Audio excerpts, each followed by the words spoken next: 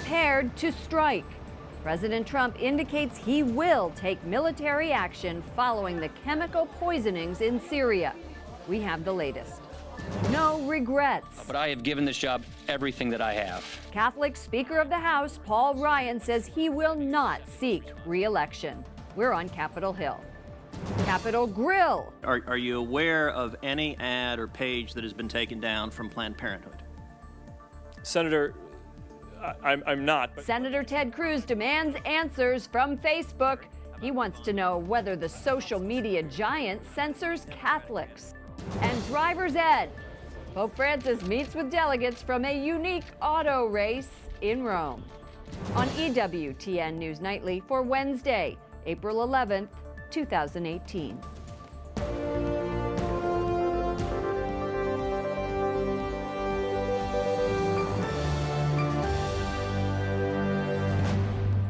Good evening from Washington, D.C., and thank you to those of you joining us from around the world for news from a Catholic perspective. I'm Lauren Ashburn. So far, it's a war of words. President Trump and U.S. allies are considering a joint military strike against Syria. The president says missiles will be coming. Russia says the missiles will be shot down. The posturing comes after the Syrian government allegedly killed at least 40 people in a chemical weapons attack. White House correspondent Mark Irons reports. Good evening, Mark. Good evening, Lauren. Syria denies responsibility in the suspected chemical attack. The president is threatening retaliation. He isn't saying specifically if a strike will come from American military, but he did issue a warning, and he's putting Russia on notice after blaming the country for aiding Syria. Russian lawmakers warned the U.S. an airstrike on Syria would be viewed as a war crime, and it could trigger a direct military clash between the U.S. and Russia. Russia's ambassador to Lebanon says any U.S. missiles fired at Syria will be shot down, and the sites where they were launched will be targeted. President Trump responds on Twitter, Russia vows to shoot down any and all missiles fired at Syria. Get ready, Russia, because they will be coming, nice and new and smart. You shouldn't be partners with a gas-killing animal who kills his people and enjoys it. The animal President Trump refers to is Syrian President Bashar Assad. He's accused of attacking his own people in an attempt to stop rebels from overthrowing him. And Assad has Russian backing. A rebel-held area was hit hard by a suspected chemical attack over the weekend in Syria. Dozens died. The president promised retaliation earlier this week. Today, Secretary of Defense James Mattis says it's still too early to point blame. We're still assessing the intelligence ourselves and our allies. We're still working on this. But the president's tweet today warns missiles will be coming to Syria. I asked Republican lawmaker Ann Wagner about the president's use of social media to talk military action. I think it's just President Trump being President Trump and showing his strength and his resolve. We'll see what action is taken going forward. President Trump also tweeted today, our relationship with Russia is worse now than it has ever been, and that includes the Cold War. He blames much of the bad blood on what he calls the, quote, fake and corrupt Russia investigation. Lauren? White House correspondent Mark Irons reporting from the White House. Thank you, Mark. A top Russian general insists his officers have not found any evidence of a chemical attack in the Damascus suburbs, but the U.S. isn't buying it. Correspondent Wyatt Goolsbee reports from the State Department. Good evening, Wyatt. Good evening, Lauren. Officials here at the State Department say Russia is covering up for President Bashar Assad, but the Russians, including the ambassador to the Holy See, called the alleged attack fake news. Despite video showing the dozens of men, women, and children suffering as a result of inhaling toxic gas, top Russian officials continue to deny the Syrian government had anything to do with it. The Russian ambassador to the Holy See says their experts took samples in Duma, the Damascus suburb, but didn't find any trace of poison. The ambassador says the Pope has repeatedly spoken publicly against fake news and that the Vatican condemns it. He did not mention the Pope's comments Sunday when the Holy Father prayed for the victims, saying nothing can justify the use of chemical weapons against defenseless people. The World Health Organization estimates 500 Syrians showed signs of exposure to toxic chemicals. We can't confirm these reports independently because we have no direct access, and this is exactly what we are calling for. Russia vetoed 3 separate proposals to create a UN-backed investigative team. U.S. Ambassador Nikki Haley blasted Russia after yesterday's vote. History will record that on this day, Russia chose protecting a monster over the lives of the Syrian people. Haley referencing Assad, who made it a point to be on state TV today, greeting families who have fled Duma. The U.S. representative to NATO, Kay Bailey Hutchison, says Russia must stop helping Assad. They should do something to stop this kind of genocide. We would call on them to do that, but I think a military response is appropriate. Officials here say they are coordinating with France and the UK as they consider a possible military strike. America's top allies say they would like to resolve this diplomatically, but right now Russia doesn't seem on board, and Syrian officials say they're bracing for a possible attack. Lauren. Correspondent Wyatt Goolsby reporting from the State Department. Thank you, Wyatt. Joining me now is Nina Shea, director of the Center for Religious Freedom at the Hudson Institute. Nina, for some reason, we thought that chemical weapons were out of Syria. The Obama administration, working with Russia, almost declared victory a couple years ago, saying they were gone. So why has there been another chemical attack? Yeah, the Russians were guaranteeing that the toxins were out, and now they're saying they don't want anybody in to even check it. So I think they have something to hide. They certainly are covering up for their strategic ally, Assad. And from what I've read, these toxins that were used in Ghouta were very quick acting. It was more than the run-of-the-mill mustard gas. It was something, mass destruction. And this is horrific. The countdown, it is indeed. Those pictures, I can hardly look at them. I know, they're heartbreaking. The countdown is on, apparently, until we strike Syria. How effective will our strike be when last year at this time we hit an airbase and they were operational again within 24 hours? Yeah, this unfortunately opens up a new chapter in the war that is in its 8th year now in Syria. And this has been devastating for all of the Syrian population. There's a 500,000 thought to be dead. There's 6 million that are internally displaced, 5 million refugees. And then the Christians have suffered tremendously, maybe 2/3 of them eradicated, pushed out or killed, and that they're still dying from Turkey's assault. So this is another chapter now. A superpower war between the United States and Russia seems to be unfolding. And Newsweek is reporting that Russian state television is urging the country's residents to stock water and food into their bunkers. Is this all bluster, or are we really headed for some kind of clash of superpowers? Well, I hope there's negotiations going on behind the scene, as I've heard there is, to dial this back and to come up with some kind of solution. We've had a separation agreement with the territory there. The United States helped liberate 1/3 of Syria. And then Russia, of course, is with Assad and the rest of it, and a tiny portion with ISIS. We pulled out, right? We were saying earlier, President Trump said, we're going to take the 2,000 troops who were there and we're going to phase them out. He said that. He said that within 6 months. Mean? And well, this is a fluid situation, and he probably shouldn't have said it because, you know, given the circumstances then, maybe it made sense. It certainly doesn't make sense now. We still have 2,000 troops there. They're protecting our allies, the Kurds, who helped liberate these areas from ISIS. That has been our goal.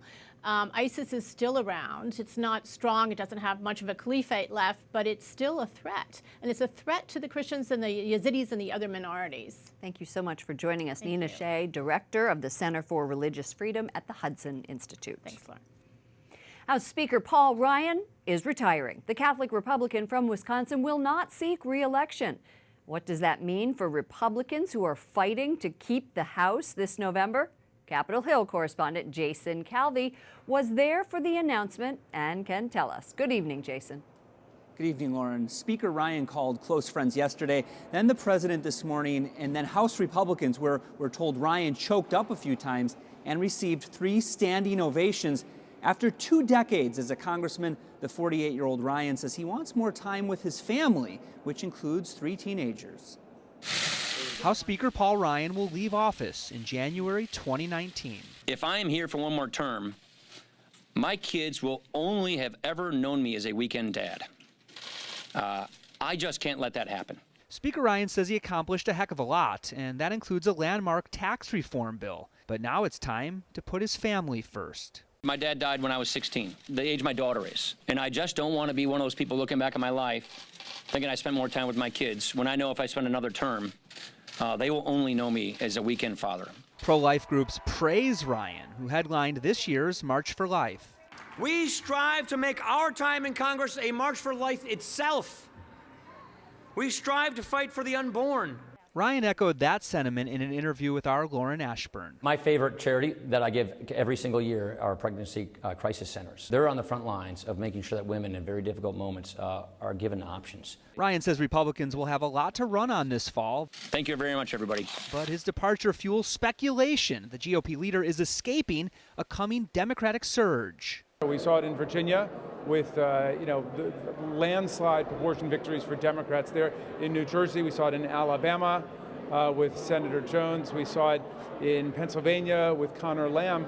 Democrats are winning across the country. Democrats' campaign arm says Ryan sees what's coming in November, and they predict other Republicans will step down as they realize their midterm prospects are doomed. But Ryan counters he expects to hand the Speaker's gavel to a Republican in a GOP-controlled House in 2019. Lauren? He's their rainmaker, too. He's already raised millions and millions of dollars. His departure is triggering a House GOP scramble to find his replacement. Tell us who the leading candidates are.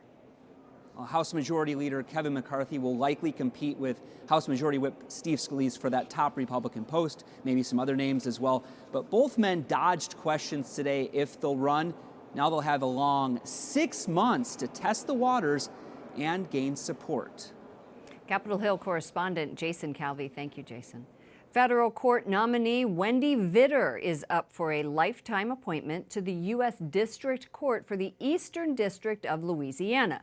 Today, during her confirmation hearing, senators asked Vitter if her pro-life views would impact her rulings. I do not consider it the role of a district court judge to either question the precedent or in any way to overturn it. My religious, personal, or political beliefs would have to be set aside. Vitter is a Catholic and the current general counsel for the Archdiocese of New Orleans.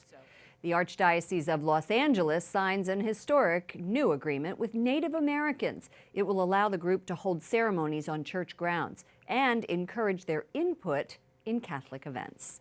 Archbishop Jose Gomez says in a statement, the Archdiocese recognizes that more than 150,000 self-identified urban Native Americans live in the county of Los Angeles, and that these urban Native Americans are deserving of special recognition and pastoral concern.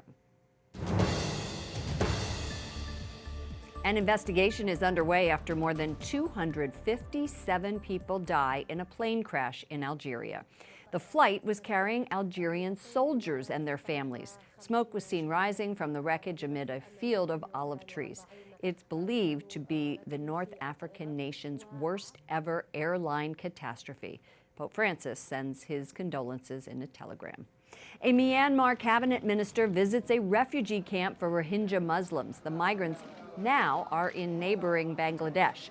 They gave the official a list of demands to be met before they will return home and described the violence that forced them to flee. Pope Francis met with Rohingya Muslims when he visited Bangladesh late last year. A disturbing video emerges from the Middle East. It's from December and shows an Israeli sniper killing an unarmed Palestinian man. The footage reignites a debate about Israel's army. In this video, soldiers are heard cheering after the man dies. The country's defense minister says there will be a full investigation, but he adds the film does not show the incident in its entirety, saying the sniper, quote, deserves a medal.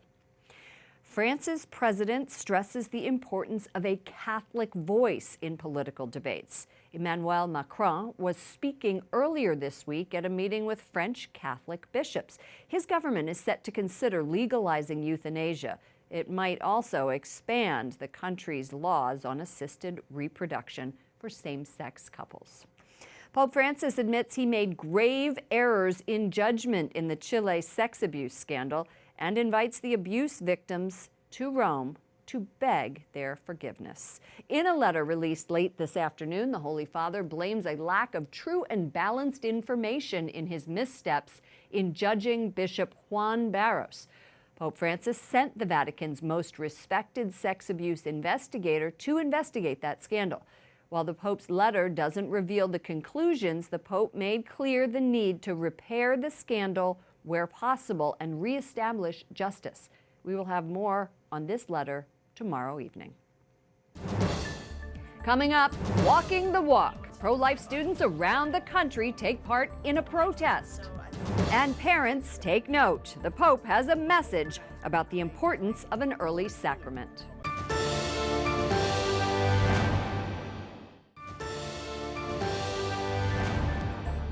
President Trump signs a new law aimed at curbing sex trafficking. The law passed Congress overwhelmingly and weakens a legal shield for the online services that host abusive content, including sex trafficking. The president said survivors are very brave.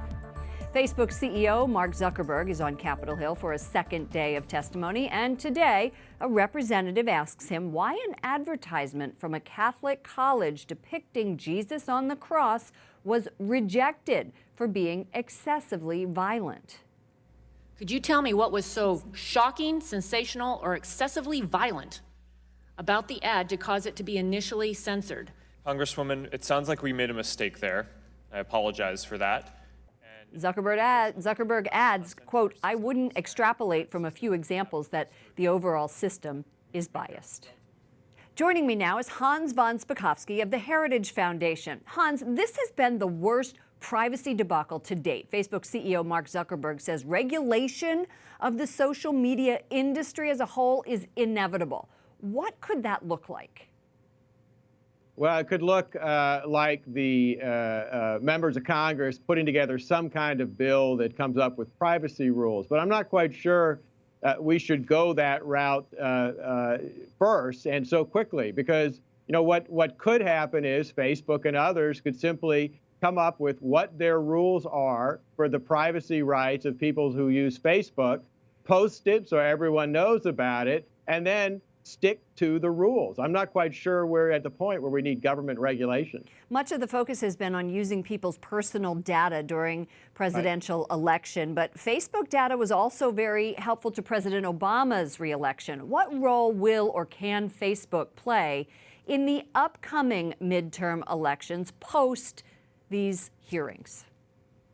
Well, see, all of that depends on what the rules are at Facebook on the use of their data, and that seems pretty unclear. What we do know is that the Obama campaign was the first campaign back in 2012 to basically mine data out of Facebook, which they then used to target what they called persuadables, individuals they thought could be persuaded to vote for their particular candidate. The Trump campaign did the same thing, but with regard to that data, Facebook actually went to the company, Cambridge Analytica, which had the data and said, you're not allowed to use it this way, you have to destroy the data.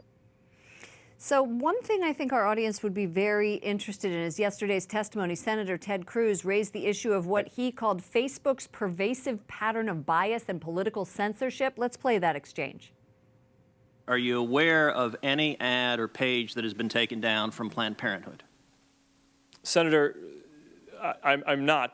He said Facebook blocked more than 24 Catholic pages. Can Facebook users be confident that conservative and Christian views are not discriminated against again? No, I don't think they can, particularly when Senator Cruz asked him this question. Not only did Zuckerberg say that he wasn't aware of any liberal content that had been dropped, unlike all of the conservative content, including Catholic pages, but he seemed to give an excuse of, well, we're headquartered in Silicon Valley, which is a very liberal area, as if that was justification for what Facebook was doing. I wish we had more time to talk about this. Hans von Spakovsky of the Heritage Foundation. I'm sure we'll be talking about Facebook privacy for a long time. I'm sure we will. Condom distribution stops at a Catholic hospital in Cincinnati after the Archdiocese speaks up. The church was unaware condoms were being handed out by a public health program at the hospital.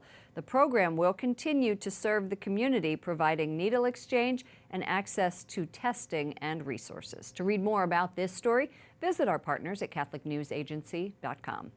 Pro-life students around the country today hold a walkout to support the unborn. The idea originated at Rockland High in Northern California.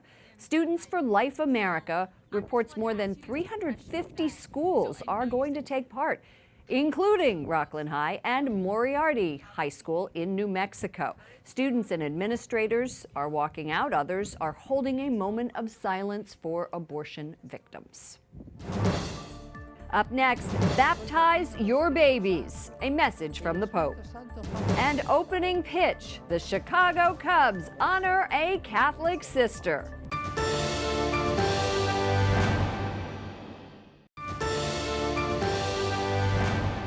Pope Francis is appealing to parents to make sure they baptize their babies. Entra in quel bambino lo Spirito Santo. When we baptize a baby, the Holy Spirit enters, Pope Francis told pilgrims at his weekly talk. The Holy Father says baptism is the gateway to other sacraments which allow Christians to flourish in a life of grace. Vatican correspondent Juliette Lindley joins us from Rome. Juliette, why did the Pope choose to talk about baptizing babies today? What was his advice? I guess he chose to talk about baptizing because until Pentecost, it's still the Easter period. It's still the time of renewal. And what he told parents was to think about baptizing their babies as soon as possible, giving them the opportunity of what he called the free gift of having Jesus living in them from the get-go. So Francis said it's a watershed moment that marks a deep change in a person's existence, a sign of a new beginning.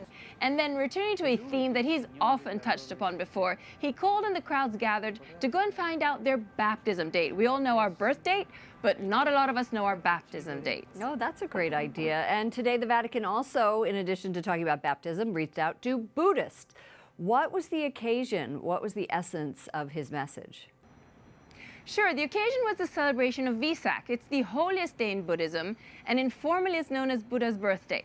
Now, the Council for Interreligious Dialogue sent a message today encouraging Buddhists to work with Christians to combat corruption. So it said that corrupt political, business, and religious leaders threaten governance, put lives at risk, and damage the environment. And the Vatican also said the evil of corruption cannot be met with silence and encouraged Buddhists and Christians to help expose corruption. I don't know how to transition to this piece, Juliette, but on a lighter note, we understand that also today, 3 llamas were among the pilgrims in St. Peter's Square. What was that all about? Indeed, Lauren. So 3 llamas turned up today after trekking more than 1,000 kilometers. Now, they hailed from Italy's oldest llama and alpaca farms up in the north of Italy, and they came with their owners to deliver a special gift to the Holy Father of apparently a zucchetto, a skull cap, and a pair of alpaca socks. So woolen delicacies, woolen gifts if you want. And although they're notorious for spitting, now these 3 named Shakiri, Buffon, and Tiento displayed their most pious behavior for the occasion, Lauren. And we understand that these unlikely pilgrims actually stayed at convents and parishes along the way on a journey that took them almost 3 weeks. I wonder how they got them in their beds. I'm sorry. Okay, Juliette Lindley, EWTN News Nightly Vatican correspondent. Thank you, Lauren. Right before the Pope's talk, the Holy Father blessed a Formula E electric car outside his residence in the Vatican. Rome is set to host the Formula E World Car Championship for the first time ever this weekend. The race features 100% electric cars. The environmentally aware Pope also met with a delegation from the sporting event. And finally tonight, the Chicago Cubs give Sister Jean Schmidt, the 98-year-old chaplain for the Loyola Chicago basketball team, a diamond, sort of. Sister Jean yesterday appeared on the Wrigley Field baseball diamond. She threw out the first pitch for the team's home opener, wearing a Cubs jacket and carrying a jersey with her name on it. The Cubs lost to the awesome Pittsburgh Pirates 8-5, but manager Joe Madden, also Catholic, says he enjoyed talking with the nun, saying, quote, "She was awesome. She was really, really sharp." What a great ambassador for our Catholic faith. For all of us here at EWTN News Nightly, to all of you around the world, thank you for watching. I'm Lauren Ashburn. Let's keep in touch online. Follow me at Lauren Ashburn on Twitter and Lauren Ashburn EWTN on Facebook. Good night and God bless you.